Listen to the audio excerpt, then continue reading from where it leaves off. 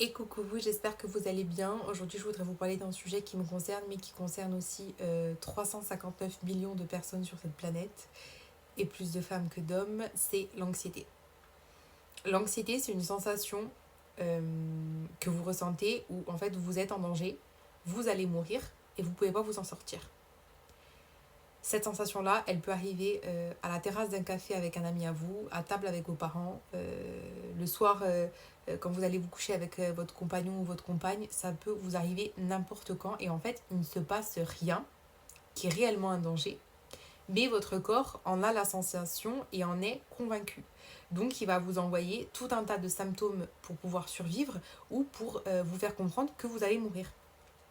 Le cœur qui s'emballe, les fourmillements dans les doigts, les oreilles qui se bouchent, les oreilles qui sifflent, il y a énormément de symptômes. J'ai vu une dame la dernière fois, j'ai vu passer sur les réseaux, elle ne savait pas ce qu'elle avait pendant des années et des années. Et en fait, elle a écrit tout ce qu'elle avait parce qu'elle ne savait pas comment l'expliquer au médecin parce qu'il y avait tellement de symptômes. Elle en a compté 60.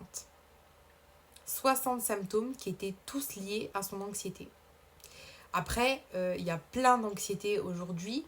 Il y a plein de sortes et il y a plein de manières d'y remédier.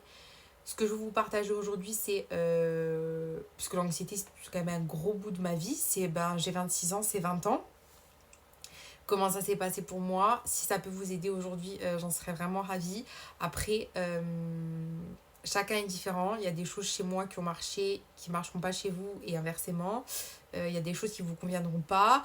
Il y a peut-être des choses que je vais oublier de dire, mais c'est mon expérience aujourd'hui, juste pour pouvoir vous aider et vous faire reprendre surtout un petit peu d'espoir parce que je sais à quel point c'est compliqué dans ces moments-là. Je sais à quel point l'anxiété, en fait, c'est une guerre contre vous-même. C'est-à-dire que vous vous battez, limite dans le vide, en fait, parce que c'est vos pensées, votre corps qui vous font ressentir ça, mais il n'y a rien en face, à part vous. Donc, en fait, c'est une lutte et une bataille envers vous, mais au quotidien. Je sais à quel point ça peut être difficile. Ça fait 20 ans. Alors, je vais dire que je suis anxieuse parce que, comme ça part de mon enfance, je serais plus ou moins toujours comme ça. Mais aujourd'hui, je n'ai plus de crise de panique. Je comprends enfin, après 20 ans, pourquoi ça s'est passé comme ça et pourquoi c'est arrivé.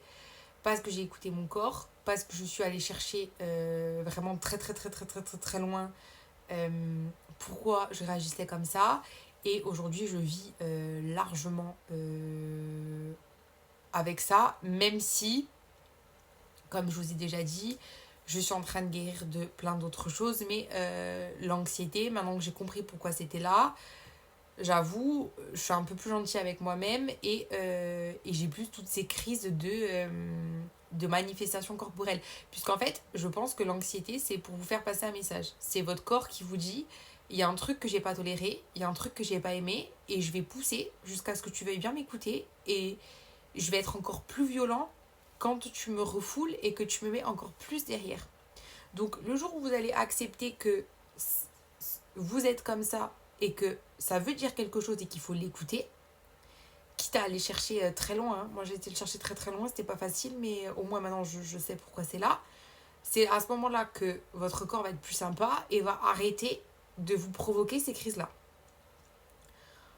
Me concernant, ça s'est passé comme ça. Après, je vous dis, l'anxiété, c'est tellement vaste, en fait, il y en a tellement plein, avec plein de symptômes différents et plein de causes différentes, que il y a plein de formes et de symptômes différents d'anxiété, surtout que je trouve que c'est propre à chacun, parce qu'à chaque fois, c'est votre histoire. L'anxiété, ça peut être génétique. Vous pouvez avoir un terrain plus sensible que d'autres personnes ou être plus anxieux que quelqu'un d'autre, mais en général, c'est que dans votre vie, actuel ou passé, il se passe ou il s'est passé quelque chose que votre corps et votre esprit refusent d'entendre ou de voir. Donc, tant que vous n'avez pas mis le doigt dessus ou tant que vous ne changez pas ça, et ben votre corps il va vous le remettre encore et encore et encore et encore jusqu'à ce que vous compreniez. Alors chez moi ça a pris 20 ans. En plus quand j'étais enfant ça a été banalisé, je vais vous le raconter. Donc j'étais absolument pas du tout sur la bonne piste depuis toutes ces années. Sauf que enfin il y a quelques mois, on a compris en fait qu'il n'allait pas chez moi. Donc aujourd'hui, la guérison pour guérir ce qui m'est arrivé va être compliquée. Mais les symptômes physiques de crise et d'attaque de panique, je n'en ai plus. Et maintenant que j'ai écouté mon corps et que je comprends pourquoi j'ai ça, du coup, lui, il est plus cool, je dirais, avec moi. Et même moi, je suis plus sympa avec moi. Quand j'étais enfant, j'ai vu beaucoup de pédopsychiatres. J'ai toujours été suivie puisque j'étais un petit peu... j'étais la copine qui allait pas dormir chez les copines. J'étais l'enfant qui parlait tout le temps bavardage et tout le reste en classe. Enfin, il y avait quelque chose qui allait pas chez moi. Et j'ai commencé à exprimer ça à l'adolescence. Quand j'étais enfant, il y a des gens qui m'ont gardée et qui étaient très violents verbalement avec moi. C'est-à-dire, ils me répétaient tout le temps que j'étais moche, qu'ils ne me ramèneraient pas chez moi quand ils venaient me chercher, que j'étais beaucoup d'insultes qu'on ne dit pas à une enfant de moins de 10 ans, même pas un adulte en fait, on ne lui dit pas.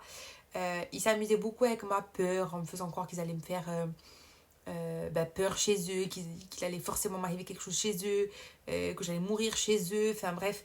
Et c'est comme ça que j'ai commencé à faire ce qu'ils appelaient des crises de nerfs, les médecins quand j'étais petite, mais qui était en fait cette peur d'aller chez ces gens-là, et j'ai pu l'exprimer plus tard, mais on m'a expliqué que comme j'avais eu peur quand j'étais enfant, j'allais faire toutes ces crises de panique, ces crises de nerfs, ces crises de tétanie, tout ça, qu'en fait mon corps allait s'exprimer pour ressortir ce traumatisme-là et qu'à l'âge adulte, ça allait s'en aller.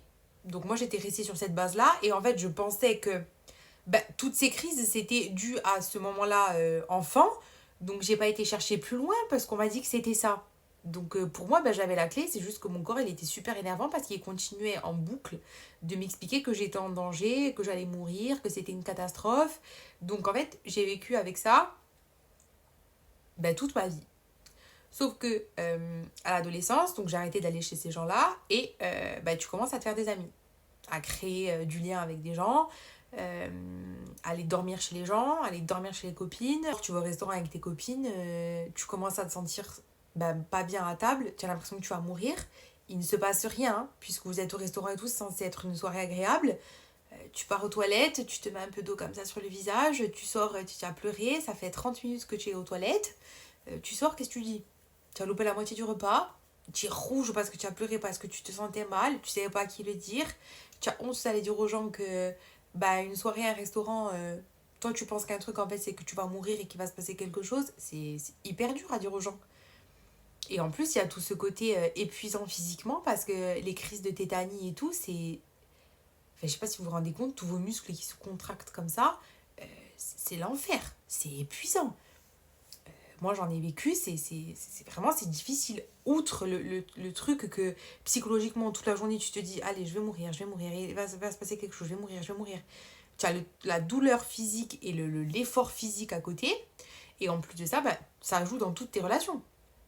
Parce que voilà, tu peux pas forcément l'exposer à quelqu'un. Demain tu rencontres quelqu'un, vous êtes tranquille sur le canapé le soir, vous regardez la télé, il te vient les 5 minutes, tu lui dis on va mourir. Lui va te dire non, toi tu vas dire oui, on va mourir, on est en danger. Alors qu'est-ce qu'on fait? On s'en va, on repart, on revient. Alors j'appelle qui? C'est l'horreur.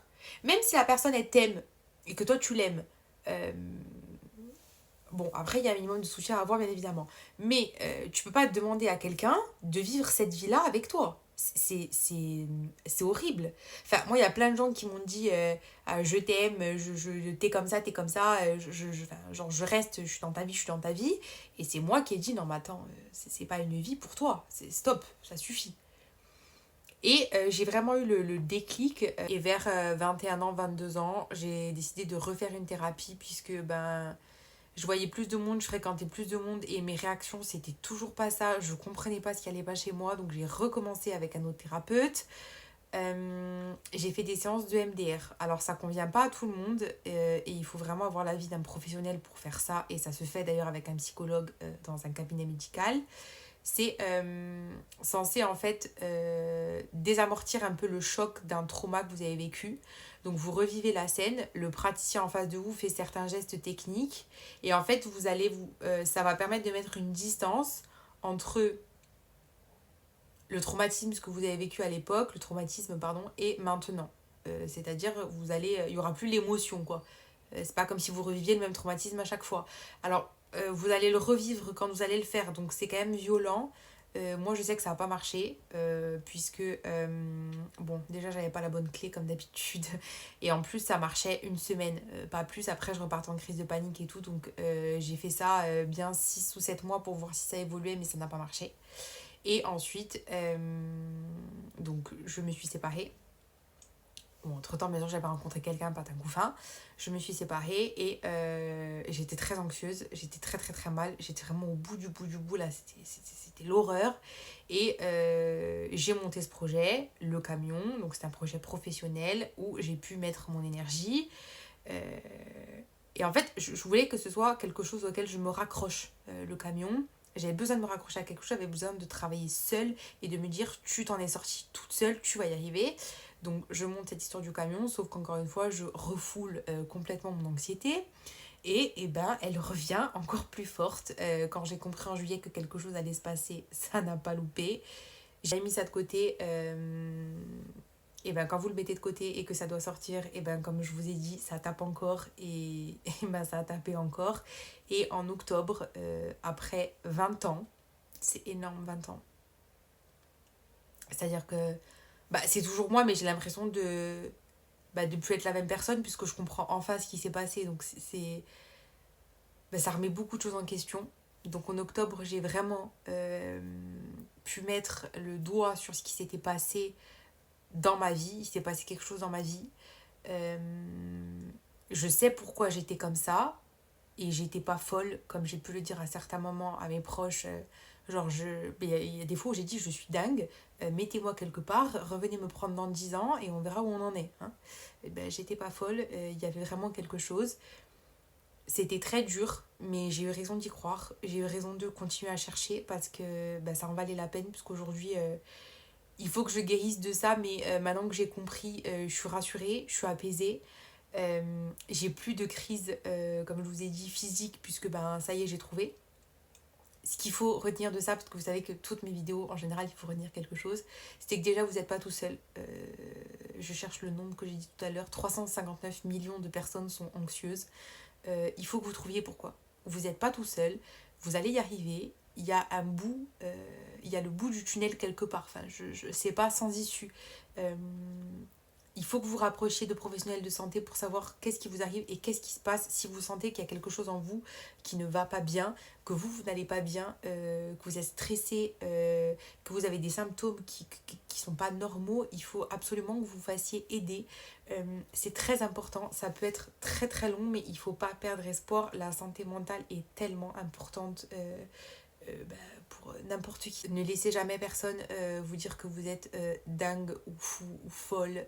Si vraiment au fond de vous, vous savez qu'il y a quelque chose qui ne va pas, il faut que vous contactiez un médecin, un professionnel, un psychologue, un psychiatre, quelqu'un qui va vous aider, même si ça va être difficile d'aller sur certains terrains. Et peut-être que vous allez trouver des choses vraiment que jamais vous auriez pensé et que ça va être très très très difficile à accepter. C'est un travail à faire, mais vous allez enfin vous retrouver, vous allez enfin comprendre celle que vous êtes ou celui que vous êtes, ça va vous aider. Ne restez pas tout seul, vraiment je vous en supplie, ne vous faites pas la guerre à vous-même.